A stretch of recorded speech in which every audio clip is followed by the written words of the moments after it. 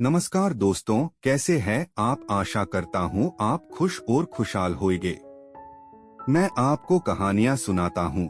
यदि आप मेरे चैनल पर नए हैं, कृपया लाइक, सब्सक्राइब और शेयर करना न भूले। तो आइए चलते हैं एक नई कहानी की ओर। तेनालीराम का घोड़ा। जो सुब्बा शास्त्री की दाढ़ी। सुब्बा शास्त्री को सबक मिला। तेनालीराम की कहानी।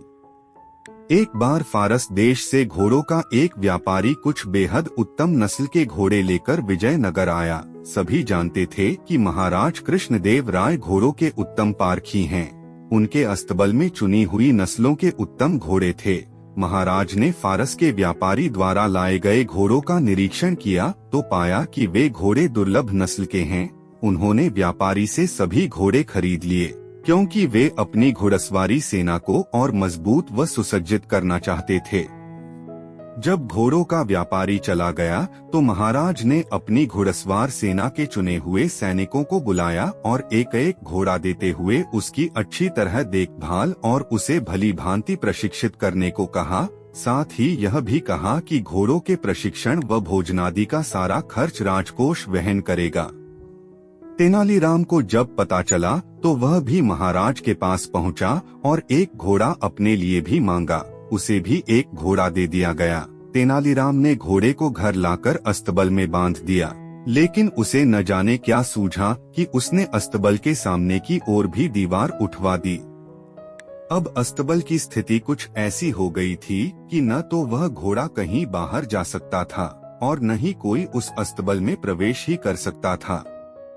तेनालीराम ने अस्तबल की दीवार में एक छोटी सी खिड़की छुड़वा दी थी, जहां से घोड़े को दाना पानी दिया जा सके। उसी खिड़की से तेनालीराम घोड़े को हरी घास दाना पानी देता और घोड़ा भी खिड़की से अपना मुंह बाहर निकालकर उसे मुंह में दबाता और भीतर खींच लेता। घोड़े को पानी भी इसी खिड़की द्वारा पहुंचाया जाता। करीब एक महीने बाद महाराज ने घोड़े की सुध-बुध ली और यह जानने की कोशिश की किस प्रकार उसकी देखभाल व प्रशिक्षण का काम चल रहा है। तब सभी सैनिक अपने अपने घोड़े लेकर महाराज के सम्मुख पहुँचे। हृष्ट पुष्ट व भली भांति प्रशिक्षित घोड़ों को देख महाराज बेहद प्रसन्न हुए। लेकिन तभी उन्होंने पाया कि तेनालीराम और उसका घोड़ा कहीं दिखाई नहीं दे रहे। इधर उधर निगाहें दौड़ाते महाराज ने पूछा, तेनालीराम कहाँ है? जाओ, उससे कहो कि अपने घोड़े के साथ हमारे सामने जल्दी पेश हो। एक सैनिक तेनालीराम के घर की ओर दौड़ा और उसे महाराज का संदेश दिया कि जल्दी से जल्दी घोड़े को लेकर उनके सामने हाजिर हो जाए। लेकिन तेनालीराम अकेला ही चल दिया। उसे अकेला आया देख महाराज बोले, तुम्हारा घोड़ा कहाँ है? आज मैं सभी घोड़ों का मुआयना कर रहा हूँ कि उनकी कैसी देखरेख की गई है। जाओ, अपना घोड़ा लेकर आओ। क्षमा करें महाराज, तेनालीराम बोला, आपने मुझे जो घोड़ा दिया वह घोड़ा गुस्सैल है और अड़ियल है।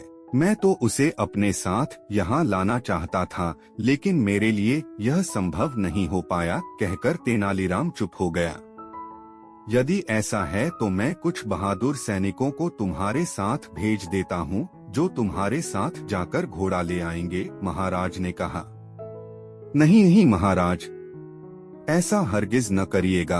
अब तक घोड़े की देखभाल मैंने की है और मैं ब्राह्मण हूँ, इसलिए अच्छा तो यह होगा कि आप किसी पंडित या पुरोहित को घोड़ा लाने के लिए मेरे साथ भेजें। होठों पर रहस्यमय मुस्कान लाते हुए तेनालीराम बोला। संयोगवश राजपुरोहित उस दरबार में उपस्थित था। वह राज परिवार में कुछ पूजा पाठ के कर्मकांड करवाने वहां आया था। सुब्बा शास्त्री नाम था राजपुरोहित का। क्या तुम तेनालीराम के साथ जाकर उसके अस्तबल से घोड़ा यहाँ ला सकते हो? महाराज ने उससे पूछा। तेनालीराम और सुब्बा की निकटता देख सुब्बा शास्त्री जलाभुना करता था और तेनालीराम को नीचा दिखाने का कोई मौका चूकना नहीं चाहता था। वह बोला, क्यों नहीं महाराज, मैं अभी जाकर घोड़ा ले आता हूँ। ऐसे एक घोड़े की तो बात ही क्या, मैं 10 बिगड़ैल गुस्सैल घोड़ों को साथ ला सकता हूँ। ठीक है, यदि ऐसा है तो आइए मेरे साथ, तेनालीराम बोला। जब सुब्बा शास्त्री और तेनालीराम जा रहे थे तो रास्ते में तेनालीराम बोला, शास्त्री जी, मैं जानता हूँ कि आप विद्वान हैं और मैं यह भी जानता हूँ कि आपने अश्वशास्त्र का अध्ययन भी किया है। कुछ ही देर में जब तेनालीराम के घर पहुँचे तो सुब्बा शास्त्री अपनी लंबी दाढ़ी को उंगलियों से सहलाते हुए अहंकार भरे स्वर में बोला, हाथ कंगन और आरसी क्या? आखिर तुम्हें मेरी योग्यता पर विश्वास हो ही गया। लेकिन शास्त्री जी, मेरा घोड़ा कोई साधारण घोड़ा नहीं है, इसलिए मेरा कहना माने तो पहले खिड़की से झांककर देख लें। इसके बाद अस्तबल की दीवार तोड़कर घोड़े को बाहर निकालने की सोचना, अपने होठों पर कुटिल मुस्कान लाते हुए बोला तेनालीराम। तेनालीराम ने भी जैसे उस दिन सुब्बा शास्त्री से पुराना हिसाब किताब चुकता करने की ठान ली थी। इधर जैसे ही सुब्बा शास्त्री ने दीवार में बनी खिड़की में अपना हाथ डाला, तुरंत घोड़े ने उसकी दाढ़ी पकड़ ली। दरअसल वह उसकी दाढ़ी को भूसे का ढेर समझ बैठा था। सुब्बा शास्त्री की दाढ़ी को अपने मुंह में दबाए घोड़ा इतनी जोर से खींच रहा था कि उसकी आंखों से आंसू टपकने लगे और वह दर्द के मारे जोर जोर से चिल्लाने लगा। अंततः अस्तबल की सभी दीवारें तोड़कर वह बाहर निकाला गया, मगर घोड़ा भी कुछ ऐसा हठीला था कि सुब्बा शास्त्री की दाढ़ी अब भी दबाए था। कोई और रास्ता न देख उन्हें उसी अवस्था में राजमहल की ओर जाना पड़ा। अब तक सुब्बा शास्त्री को यह बात समझ में आ चुकी थी कि पूर्व में जो वह तेनालीराम को नीचा दिखाने की फिराक में लगा रहता था, उसी का बदला तेनालीराम ले रहा है। वह तो बस मौके की तलाश में था, जो उसे आज मिल गया था। इधर महाराज और अन्य घुड़सवार सैनिक बेसब्री से उनका इंतजार कर रहे थे। तभी तेनालीराम और सुब्बा शास्त्री की दाढ़ी मुंह में दबाए वह घोड़ा वहां आ पहुंचा। सुब्बा शास्त्री को इस हास्यास्पद स्थिति में देख सभी उपस्थित जन ठहाके मारकर हंसने लगे। यहाँ तक कि महाराज भी अपनी हंसी पर काबू न कर सके और बेतहाशा लगातार हंसते ही चले गए। लोगों को इस प्रकार हंसते देख वहां मौजूद घोड़े भी तरंग में आकर हिनहिनाने लगे।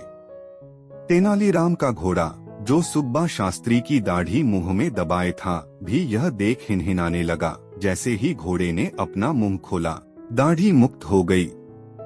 सुब्बा शास्त्री ने चैन की सांस ली। तभी एकाएक अपनी हंसी को रोक महाराज गंभीर हो गए और बोले, तेनालीराम, मुझे इससे कोई आपत्ति नहीं कि लोगों को हंसाने के लिए हास परिहास किया जाए, बल्कि यह तो अच्छा ही है, क्योंकि हंसना स्वास्थ्य के लिए उत्तम होता है। लेकिन ऐसा परिहास मुझे स्वीकार्य नहीं जिसमें दूसरे को पीड़ा या कष्ट होता हो। तुमने सुब्बा शास्त्री जैसे विद्वान के साथ जो सुलूक किया है वह कतई शोभा नहीं देता। यह सरासर शास्त्री जी का अपमान है। मैंने तुम्हारे दिमाग में छिपी किसी खुराफात का अंदाजा उसी समय लगा लिया था जब तुमने मुझसे घोड़ा मांगा था, वरना तुम्हें घोड़े से क्या लेना देना।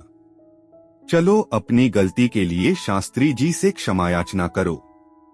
लेकिन इससे पहले कि तेनालीराम क्षमा याचना करता, सुब्बा शास्त्री आगे बढ़कर बोला, महाराज, तेनालीराम का कोई दोष नहीं, यह निर्दोष है। दोषी यदि कोई है तो मैं हूँ। मैं तो हमेशा तेनालीराम को नीचा दिखाने की फिराक में लगा रहता था और कई बार तो मैंने इसका अपमान भी किया, लेकिन मेरे दुर्व्यवहार को यह बेचारा चुपचाप सहन कर गया। एक शब्द तक मुंह से नहीं निकला कभी। यह सब मैंने ईर्ष्यावश किया। इसने जो कुछ भी मेरे साथ किया अच्छा ही किया। दरअसल आज जो कुछ भी हुआ उससे मेरी आंखें खुल गई हैं। तेनालीराम ने मुझे सदराह दिखाई है। अपनी बात समाप्त करते हुए सुब्बा शास्त्री ने आगे बढ़कर तेनालीराम को गले से लगा लिया। वहां उपस्थित महाराज और अन्य सभी उन दोनों को गले मिलना देख बेहद प्रसन्न हुए। मिलता हूं दोस्तों अपनी अगली कहानी के साथ। तब तक आप सबको के यानी कहानी किंग का प्यार भरा नमस्कार। कृपया लाइक, शेयर और सब्सक्राइब जरूर करें।